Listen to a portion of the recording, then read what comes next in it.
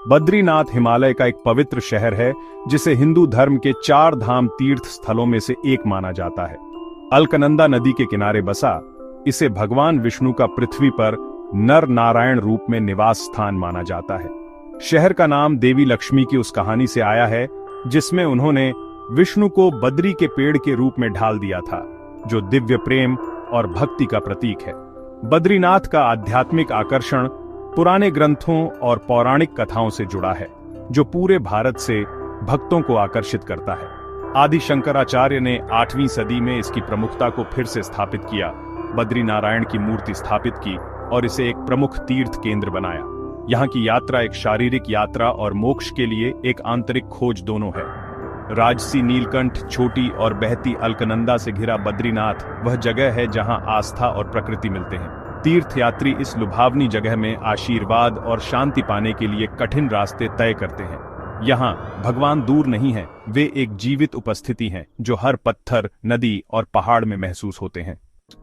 बद्रीनाथ मंदिर हिमालय की स्टार्कनेस के सामने जीवंत खड़ा है। इसका रंगीन फसाड आस्था का प्रतीक है। बड़े दक्षिण भारतीय मंदिरों के विपरीत इसकी वास्तुकला मजबूत है, जो हाश मौसम को सहने के लिए बनी है। सोने का गुंबददार कॉनिकल छत गर्भगृह को ढकता है, जहां विष्णु की एक दुर्लभ ध्यान मग्न काले पत्थर की मूर्ति है। आदि शंकराचार्य द्वारा मूर्ति की फिर से खोज और एक केरल के पुजारी को नियुक्त करने की परंपरा भारत की आध्यात्मिक एकता का प्रतीक है। यहाँ की रस्में सदियों से अपरिवर्तित हैं, जिसमें रोजाना अभिषेक, पूजा और आरती होती है। मंदिर हर सर्दी में 6 महीने के लिए बंद रहता है, फिर भी एक जलता हुआ दीपक फिर से खुलने पर जलता हुआ पाया जाता है। भक्तों के लिए एक चमत्कार।